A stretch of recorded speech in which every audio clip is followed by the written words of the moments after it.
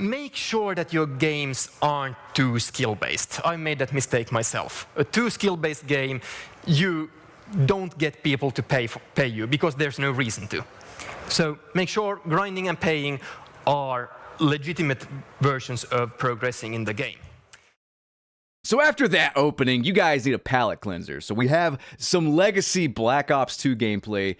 And who the hell is going in dry? I'm going in dry? Who is this? I don't know. I just pulled this recording off of my hard drive. So this is legacy Black Ops 2 gameplay from 2012, 2013. And I am, of course, on the Xbox 360 using the classic dashboard.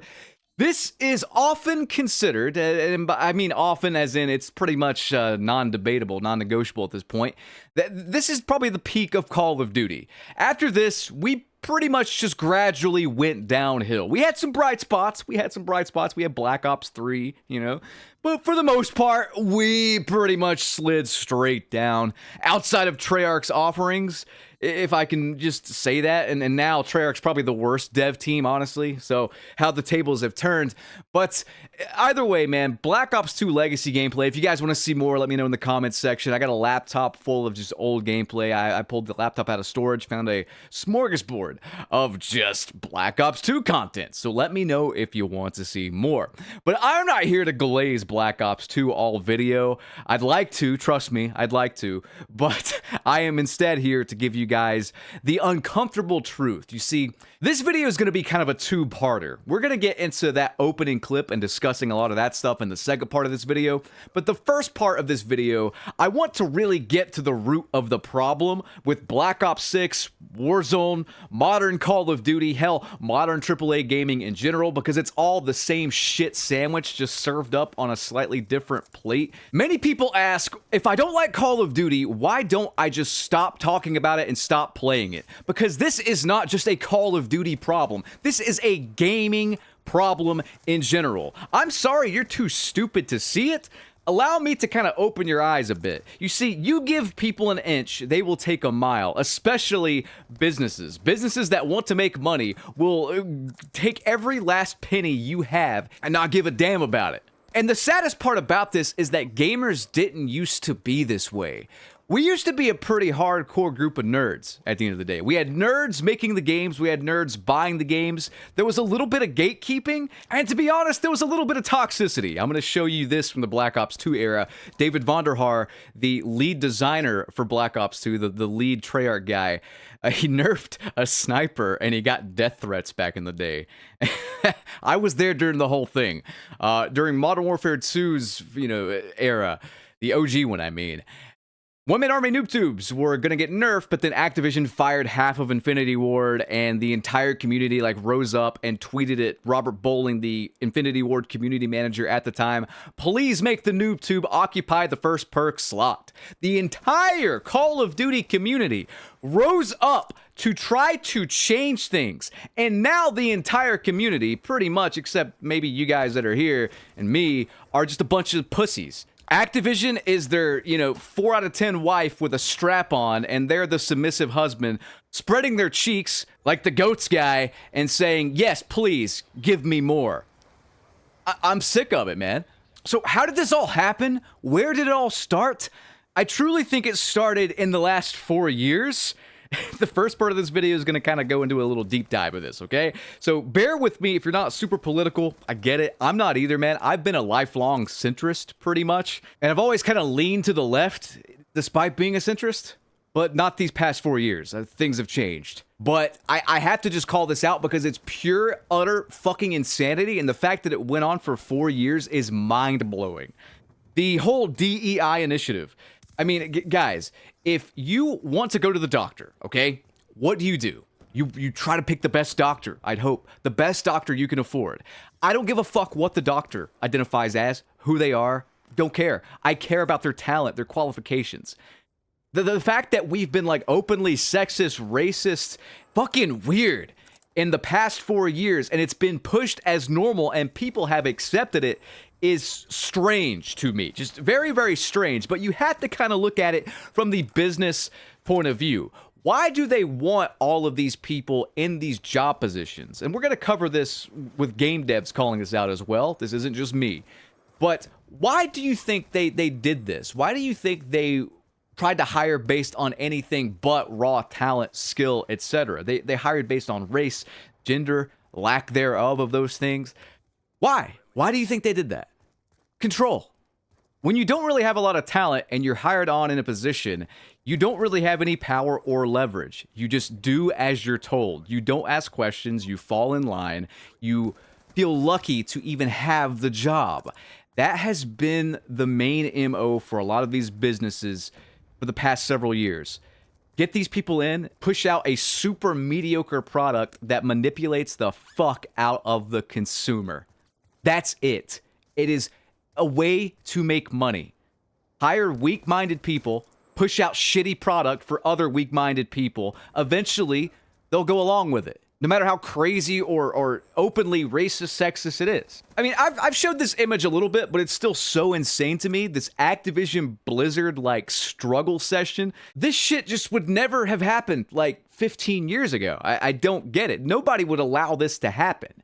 So I'm going to just segue into today's sponsor here, which may help out a little bit. It's just this feminization of men and this attack on masculinity. And I think this is a big, big problem with a lot of modern games and why they are so bad. Sadly, I hate to say this, but it's true. Weak and feminized men are just, they don't have that edge to them. They are more easily controlled, and if you speak out about it, you get labeled, and people don't really like it nowadays. And it seems like just being a man is demonized, which is such a weird thing to say, but in 2024, it's like it's demonized. Testosterone levels have been declining for decades. This is science, by the way.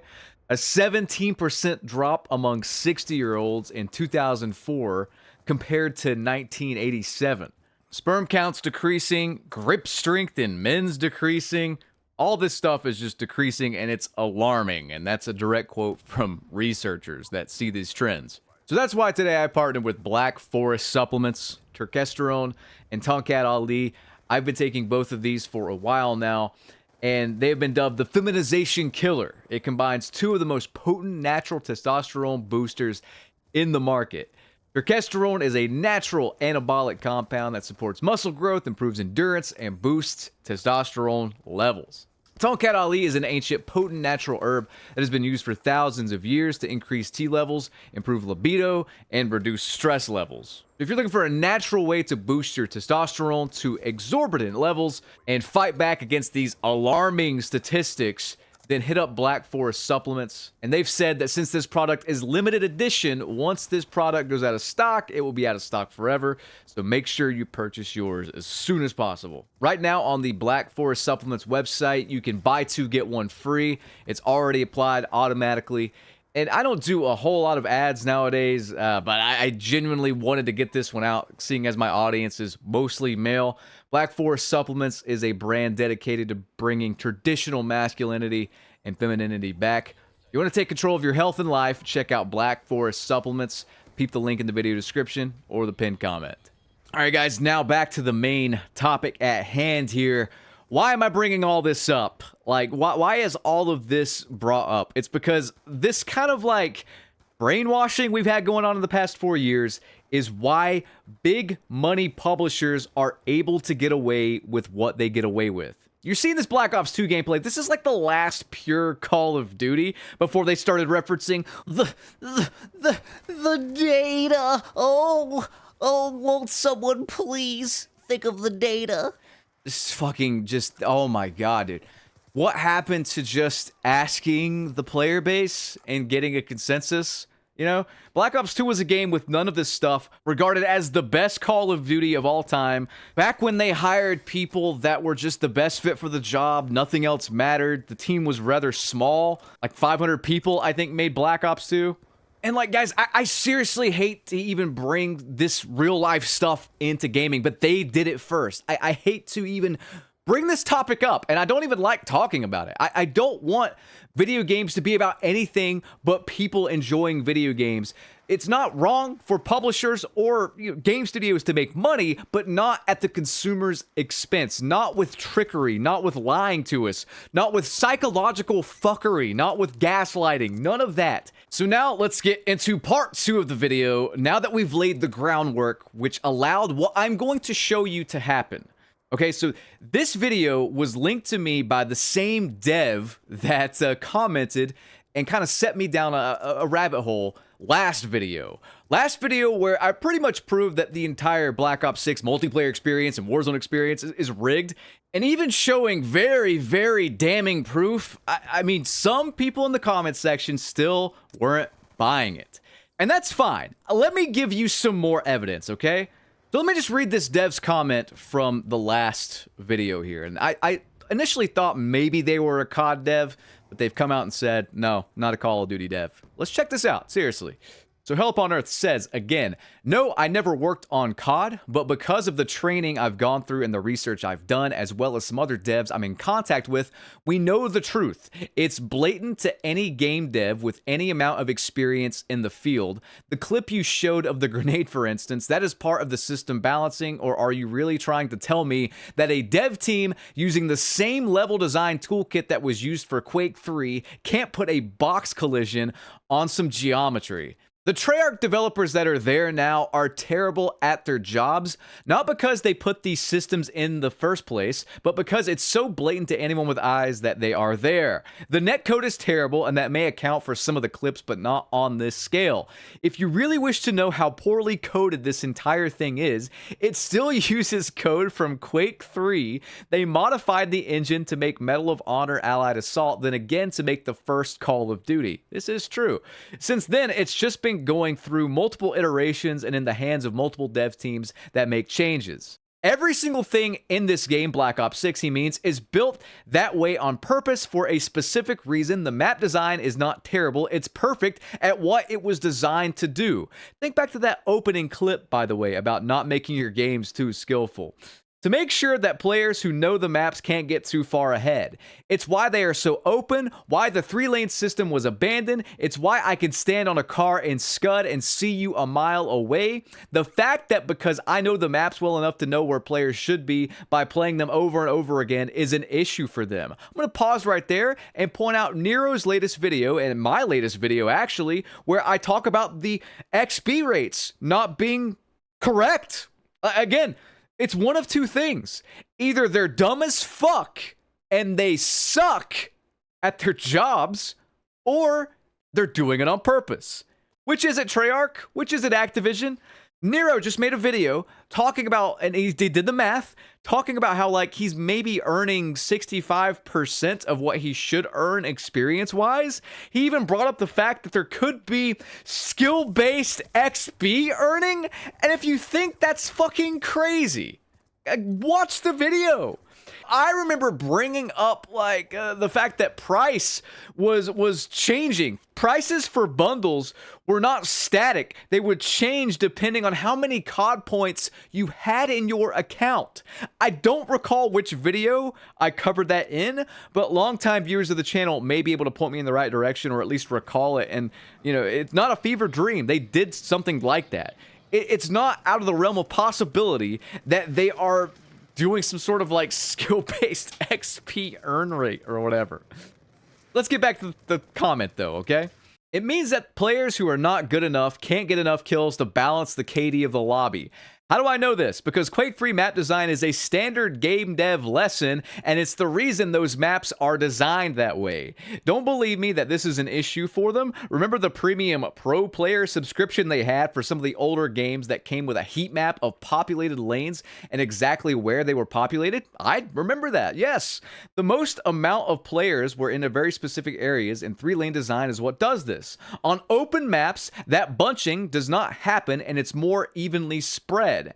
Even the so-called double XP weekend is rigged, and again, Nero covered this in his video today. It's used to control the overall progression of every player. Those that do well get less. This way, no one is getting too far ahead. The only time double XP is actually double XP is when you buy it from the store. All multiplayer games that have a double XP weekend do this. It's standard practice. If you really want to know the levels of depravity, take a look at a video called Let's Go Whaling. That clip from the beginning is from that video.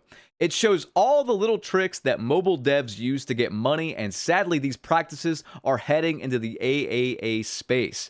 In my opinion, they are already there, front and center in Call of Duty, and this is why I am calling this shit out. It's why, even though I hate talking about it, I had to bring up politics and all that stupid shit in the beginning because I'm not the one that brought it into the gaming sphere. Gaming has always been a way to bring people together regardless of their differences. You know, like when I take a look at just my channel comments or like my Twitch streams or whatever, you see natural diversity because we all have the same things in common. Has nothing to do with anything else, man. I don't care what people identify as. I don't care what race people are. I don't care about any of that stuff. I only care, are you a chill dude? Are you a chill guy? You know? Do we have some stuff in common? Can we have a conversation about video games or whatever? Now they've hired a bunch of people on these dev teams that don't know Chrono Trigger from a gun trigger. They don't. They have no fucking idea what they're doing. I remember like looking at the 3-lane map video before I get into this next video about this whaling thing. But like the 3-lane map video, and I covered this on Twitter, this is a blatant lie. The whole going back to classic 3-lane multiplayer map design in Black Ops 6, that was a lie. I made a whole video covering every single map in the game. None of them are traditional 3-lane designs, pretty much. It's just not there. And the person giving like the map tour is just some lady. I've never heard of her. You know, I like to think that I've kept up with a lot of devs as far as Treyarch goes. I mean, we got Jason Blundell, David Vonderhaar, Tony Flame. A lot of these guys that, you know, are gamers at heart have just left. And then this random lady, again, I don't care that she's a lady, but like, who is she? What qualifies her to make good multiplayer maps? What are her qualifications? Where did she come from? You know what I mean? That's all I care about. I guarantee you most of them aren't even gamers. Or if they do identify as a gamer, they play Farmville on Facebook or something. I watched a video recently linked to me about, it was one of the OG Halo devs, like Halo 2, Halo 3, Halo 1 era devs, talking about 343 and why Halo has failed in modern times. And he kind of threw him under the bus and he said, the original Halo was made by a fucking group of nerds. That was it. These military sci-fi nerds had this vision and they brought it to life. They were gamers, they were nerds, they brought this shit to life. That's why the OG Halo is successful. When the new devs were brought in, they were not these people. They tried to just copy it, but they failed to copy the actual fucking soul behind what made Halo, Halo. And you guys don't know this, I started as a Gears of War and Halo channel before even getting into Call of Duty back in like 07 or whatever. I was a Gears and Halo guy. Now both of those series need a reboot because they've been mishandled to the point where they're a footnote nowadays. This is why you speak the fuck up! If you don't speak up about this shit, the games that you love will cease to exist or become what Call of Duty has currently become, which is a retard money-spending simulator. Let's look at this tweet, which is a retard money farm. It just milks the dumb player base dry and manipulates them. Let's roll this footage, finally, and then we're gonna cover some more devs talking about exactly what I'm talking about, okay? Look at this stuff and tell me what you think.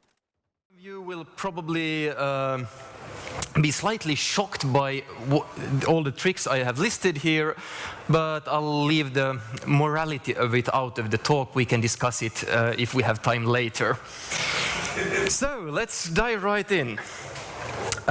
First off, Wall Street trader and an oil sheikh got into a fight. Who won? You guys did.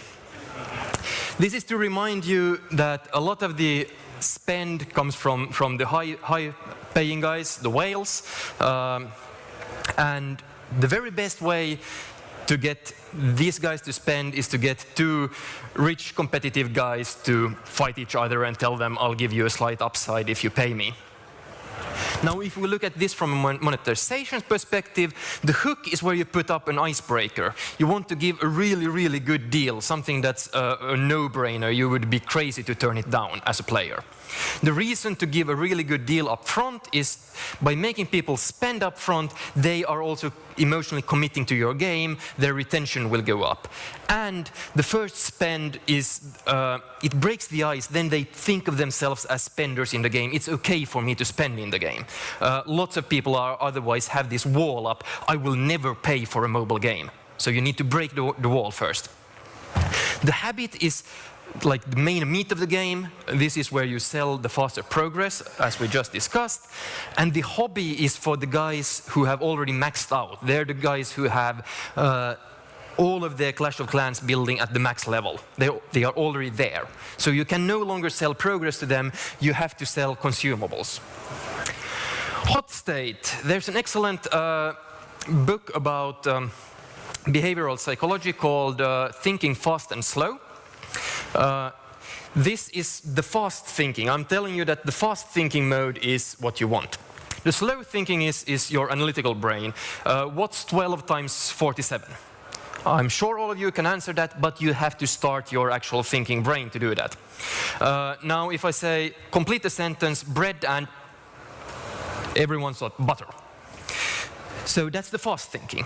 Our brain works in these two modes, and starting the analytical part of your brain is too much to ask for a spend. How it applies to games is make stuff immediately useful, immediate gratification. That's all I'm going to put in the video, but does that not describe Call of Duty to a T? I'll link this video in the pinned comment below. But guys, here's the thing, man. Why have we strayed so far from this? Again, it is what I said in the beginning. You get a bunch of people there that are easily manipulated, easily malleable. They will not question any of this stuff. They won't. Hire a bunch of people that are weak, and they will work to give you, the evil genius, more power. The clips from that video are from 8 years ago, and they're talking about mobile games. It's very clear that everyone at Activision Blizzard that wears a suit watched that video. If you want to see the whole thing, everything in that, to a T, is what Call of Duty has become in 2024. And again, this is not limited to just Call of Duty. This will spread, if it hasn't already, to other mainstream games. The business side of mainstream gaming will kill gaming as a whole, pretty much, unless you put a leash on it now. Let me show you this tweet from the OG Earthworm Jim dev. Doug says, I created Earthworm Jim and got Game of the Year in 1994. We made the Neverhood Skull Monkeys and worked on scores of other simple, fun, wonderful games before teams got bloated and inefficient. Being a conservative Christian caused a secular progressive culture to end merit-based content creation. Most of the best gamers I knew were conservative, had a killer work ethic, we were frugal with our budgets, and only wanted to make games everyone would love. But my old pals are scattered or pinned under EA. Even worse than the woke mind virus is the inefficiency of game creation where the money doesn't make it on the screen. Small, lean teams could turn the entire industry around. I don't necessarily agree that politics or religion have anything to do with it, but I get what he's saying.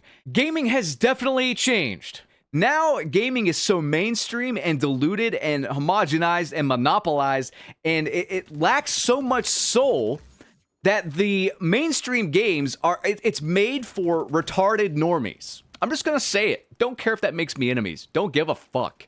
It's made for retarded normies because they are the easiest ones to manipulate. Of course, you can't really have people that are that stupid working for you, so you have to do the DEI thing. Get people that are very impressionable, very emotional, not very good at their job, kind of feeling lucky they even got it. Strip that power right away from them. Any leverage they have, you've already taken it away. And then carry out your plan. I don't think any of this stuff that I'm saying is far-fetched.